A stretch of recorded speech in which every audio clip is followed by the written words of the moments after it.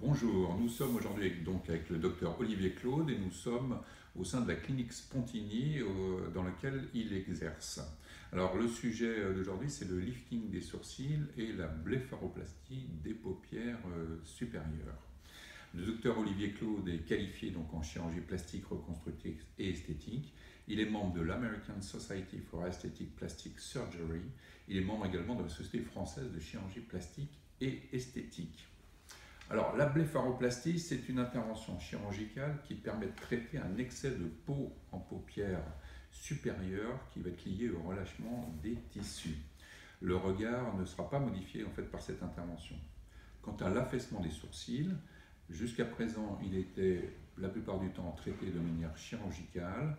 On voit aujourd'hui qu'on peut utiliser des injections d'acide hyaluronique et des injections de toxines botuliques.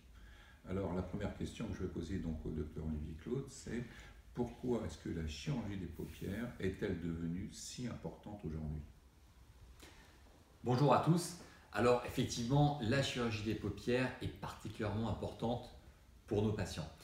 Le regard, c'est la zone la plus importante du visage. C'est cette zone qui va nous permettre le plus rapidement d'évaluer l'âge de notre interlocuteur et son état émotionnel.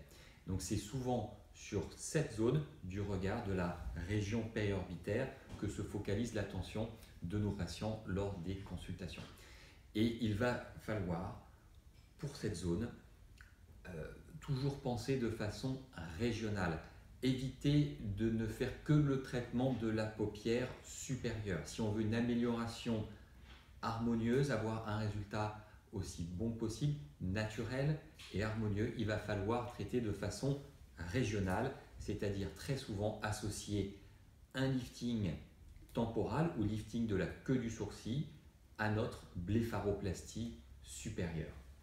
Alors, on a souvent une paupière supérieure qui va être lourde et tombante avec donc un excès de peau, une paupière inférieure abaissée avec des signes de petites rides horizontales, et on va également avoir des hernies de graisse qui vont être responsables des poches sous les yeux. Donc on a en fait plusieurs zones quand même à traiter dans cette partie du regard. Exactement. Donc là, ce sont les points principaux lors de la consultation que l'on voit avec les patients. Sur la paupière supérieure, le problème numéro 1, de façon très schématique, c'est un excès de peau et une petite poche graisseuse sur la partie interne de la paupière. Pour la paupière inférieure, c'est un peu le contraire. L'essentiel du problème, c'est en général des petites poches. On a 3 petites poches sous les yeux, une poche externe, moyenne et interne. Et on a également un petit excès de peau. Ces excès de peau sur la paupière supérieure et inférieure sont souvent un peu relatifs. Pour la paupière inférieure, il existe une perte de graisse profonde au niveau du cerne et au niveau de la région périorbitaire dans son ensemble, ce qui va entraîner un aspect de ballon un petit peu dégonflé, d'où ce petit excès de peau. Donc il faut être très prudent sur l'exérèse, c'est-à-dire sur la quantité de peau qu'on va enlever sur la paupière inférieure pour éviter ce que l'on pouvait voir auparavant et que l'on peut voir encore maintenant lorsque une quantité de peau excessive a été enlevée, c'est-à-dire un petit arrondissement de la paupière inférieure. Donc toujours être très doux sur la quantité de peau à enlever sur la paupière inférieure. C'est plutôt des excès de graisse qui vont centrer notre geste de chirurgie et on va y associer un transfert graisseux parce que ces poches se démasquent en fait avec les années qui passent, avec la perte de graisse qui est en dessous. Si on a une colline, c'est parce qu'on a une vallée qui est apparue. Donc il faut traiter la vallée et diminuer un petit peu la hauteur de la colline. Pour la paupière supérieure, il y a également un excès de peau qui est relatif. C'est vrai, il y a un excès de peau qui va nécessiter une blépharoplastie supérieure, une chirurgie qui va enlever ce petit excès de peau avec la petite cicatrice qui sera dans le pli palpébral supérieur, donc extrêmement discrète. Mais il existe également une chute de la queue du sourcil chez à peu près 2/3 de nos patients qui envisagent cette intervention. Donc si on veut un résultat naturel et harmonieux, il faut savoir proposer à nos patients, dans le même temps, un lifting temporal ou lifting de la queue du sourcil qui va remonter la partie latérale de la queue du sourcil là où le sourcil était auparavant. Hein. On ne cherche pas à avoir un aspect étonné sur la partie centrale du sourcil, que la partie latérale délicatement remonte pour remettre le sourcil là où il était, et ça va corriger ce pseudo-excès de peau qui majore souvent la paupière supérieure sur sa partie latérale. Donc une approche régionale plutôt qu'une approche uniquement locale qui pourrait risquer de creuser le regard. Alors comment se déroule l'opération et quelles vont être un peu les suites opératoires? A priori, c'est une opération qui n'est pas très douloureuse. C'est une intervention qui ne présente aucune douleur, juste une gêne avec une sensation d'œdème qui va durer quelques jours. L'intervention se passe sous anesthésie locale lorsqu'on réalise uniquement la blépharoplastie supérieure, la chirurgie de paupières supérieure. Lorsqu'on y associe un lifting temporal ou lifting des sourcils, on réalise souvent une neurolepte analgésie, c'est-à-dire une anesthésie locale potentialisée avec des traitements qui vont détendre le patient, voire pour certains patients, on peut proposer une anesthésie générale mais qui sera extrêmement légère, plutôt type grande sédation que anesthésie générale. C'est une chirurgie plutôt chirurgie de surface, donc une chirurgie qui ne nécessite pas des produits d'anesthésie très puissants. Le réveil se fait dans d'excellentes conditions et le plus souvent, les patients quittent la clinique le jour même, c'est-à-dire qu'on réalise une hospitalisation en ambulatoire. Pas de nuit nécessaire pour la plupart de nos patients pour la chirurgie des paupières. Alors, la blépharoplastie a quand même ses limites, notamment on dit qu'elle est rarement suffisante à traiter seule un œil de cocker ou un œil globuleux. Alors, qu'en est-il réellement et qu'est-ce que l'on peut associer en fait comme procédure? Donc, l'œil globuleux, c'est en fait un aspect d'œil qui est trop sorti et qui est en généralement dû à un déficit constitutionnel de rebord osseux. Ce sont des patients qui n'ont pas assez de soutien osseux en profondeur. Donc si c'est un petit manque d'os, ça peut être traité avec des injections profondes d'acide hyaluronique, surtout pas superficielles, mais profondes, qui vont augmenter cette projection osseuse qui est un petit peu déficitaire. Dans les cas un petit peu plus importants, on peut être amené à réaliser des transferts de graisse. On utilise la propre graisse du patient au bloc opératoire pour augmenter l'épaisseur, la projection de notre rebord osseux. On peut également être amené à utiliser de petits implants qui vont bien sûr être réalisés au bloc opératoire lors du geste de blépharoplastie supérieure et inférieure. Utiliser un petit implant pour redonner de l'harmonie entre l'œil et le rebord osseux inférieur et latéral, ce qui va diminuer et enlever cet aspect d'œil globuleux qui est effectivement toujours quelque chose qui doit alerter le chirurgien, parce que si on enlève trop de peau sur un œil globuleux, on ne va pas avoir un résultat naturel. Donc encore une fois, il faut souligner l'importance de cette approche régionale. Il ne faut pas traiter que la paupière supérieure, que la paupière inférieure. Il faut analyser le regard dans son ensemble et souvent savoir associer des gestes à la blépharoplastie supérieure ou inférieure pour avoir un résultat naturel et harmonieux. On combine, on utilise une synergie de traitement qui va cibler les différents problèmes avec des gestes très doux, très mesurés sur chacun des endroits qui nécessitent un traitement. Alors, si on reparle un petit peu là maintenant du lifting des sourcils, donc avant c'était une opération chirurgicale, donc maintenant on peut utiliser justement beaucoup l'acide hyaluronique, notamment pour corriger l'affaissement des sourcils et pour corriger également la squelettisation de ces mêmes sourcils et restaurer le volume. Donc, est-ce que vous pouvez nous aborder les deux sujets, l'affaissement des sourcils et ensuite la squelettisation? Donc, effectivement, les deux sont liés. Le vieillissement du visage est un processus multifactoriel, donc il faut différents outils. Le lifting des sourcils ne va pas remplacer les injections de graisse ou d'acide hyaluronique. Les deux sont des outils complémentaires. La chute de la queue du sourcil va être due à plusieurs phénomènes. Elle va être due en premier à une perte de graisse dans la région périorbitaire, une perte de graisse profonde au niveau de la tempe, au niveau de la partie supérieure de la pommette, au niveau du rebord orbitaire inférieur. Donc cette déplétion va entraîner une perte de soutien profond et une chute des sourcils, ce qui va donner un aspect squelettique au visage. On apparaît un peu fatigué, âgé, dénutri, même si on est en pleine forme. Donc le traitement de ces zones avec de l'acide hyaluronique ou de la graisse va nous permettre d'obtenir un regard plus doux, d'éviter d'avoir ces successions de zones de lumière, de zones d'ombre, de zones de lumière, de zones d'ombre. On va prendre la lumière de façon uniforme, comme c'était le cas lorsqu'on était plus jeune. Ça permet d'éviter d'avoir ces transitions marquées entre les unités esthétiques du visage. Lorsqu'on est jeune, on ne voit pas la délimitation entre le front, la tempe, la pommette, la joue.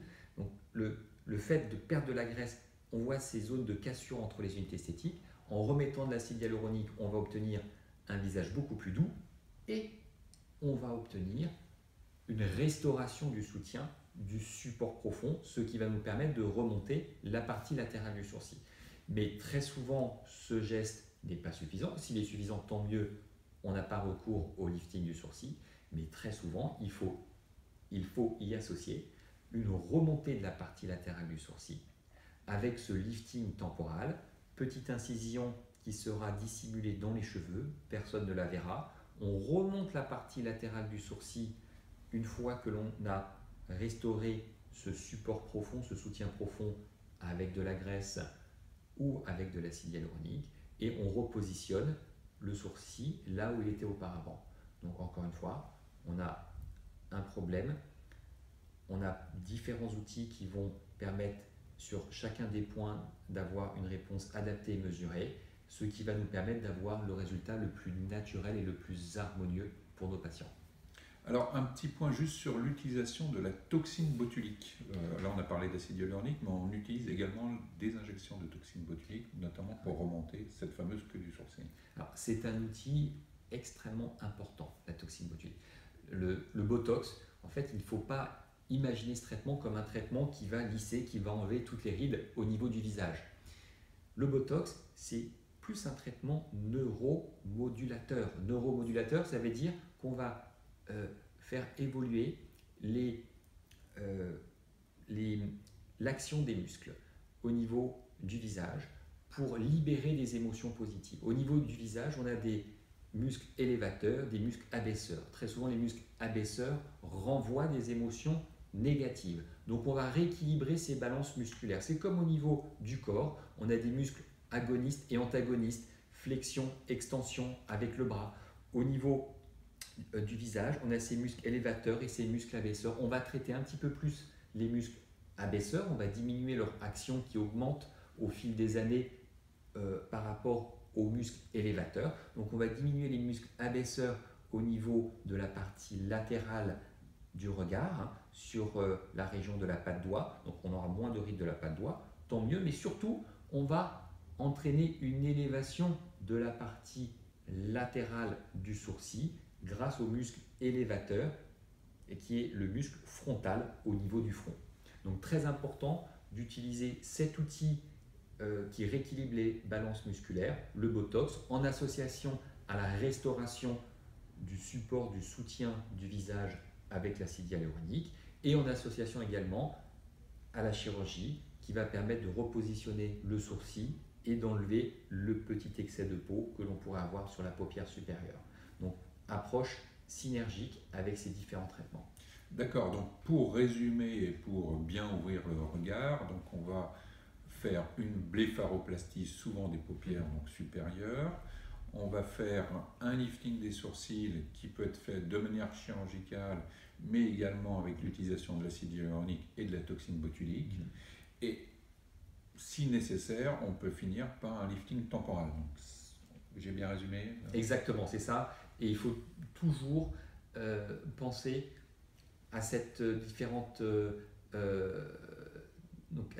traitements, examiner le patient, lui proposer le meilleur schéma thérapeutique pour obtenir le résultat le plus naturel, le plus harmonieux, qui corresponde à ses besoins.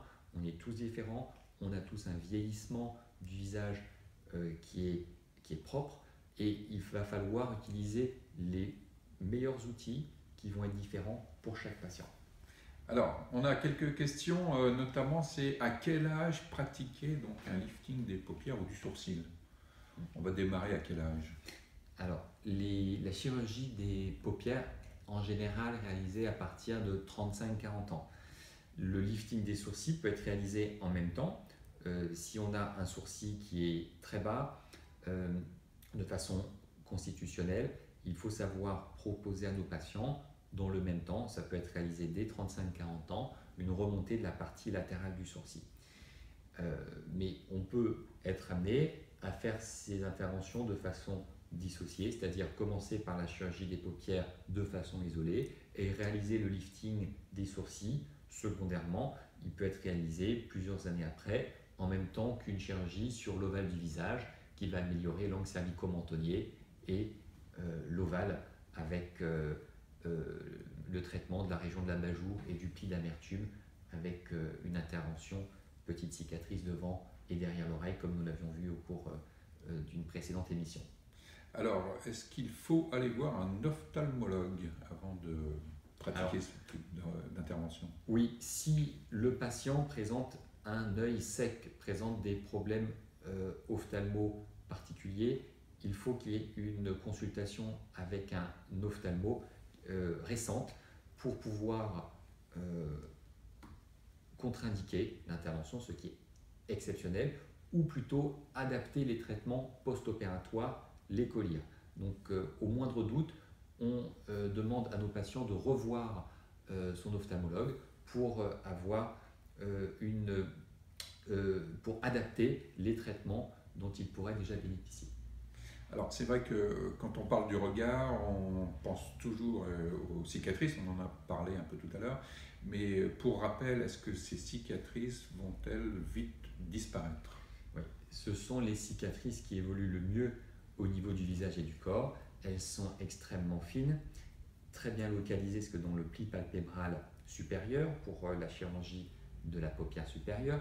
Pour le lifting temporal, les cicatrices vont être dissimulées dans les cheveux, donc elles sont rapidement imperceptibles. Les cicatrices vont évoluer progressivement au cours des semaines et des mois qui suivent l'intervention, mais déjà au bout de plusieurs jours, elles deviennent quasiment imperceptibles. On peut avoir juste un tout petit aspect rosé sur la partie latérale de la cicatrice qui peut être facilement masqué avec un correcteur de teint. Alors, en ce qui concerne les anesthésies, on va être sur une anesthésie générale, locale? La chirurgie de la paupière supérieure est réalisée sous anesthésie locale en ambulatoire, c'est-à-dire que le patient rentre le matin et sort dans l'après-midi. Chirurgie qui ne présente aucune douleur ni pendant l'opération ni après l'opération. La chirurgie du lifting temporal ou lifting de la queue du sourcil va nécessiter une sédation un petit peu plus importante. On pourrait le faire sous anesthésie locale, mais pour le confort du patient, on utilise des traitements qui vont permettre au patient d'être endormi et d'être le plus zen possible. C'est ce qu'on appelle les neuroleptes analgésie ou diasanalgésie ou encore anesthésie locale potentialisée. On peut également proposer pour un patient qui est un petit peu plus stressé ou un patient qui nécessite plus de gestes, une anesthésie générale très légère, mais qui ne nous empêchera pas de réaliser une sortie le jour même, c'est-à-dire en ambulatoire. D'accord. Une idée des prix, par exemple, pour une chirurgie des paupières, pour un lifting des sourcils? Alors c'est extrêmement variable, ça va dépendre de chaque patient en fonction du geste qui est à réaliser.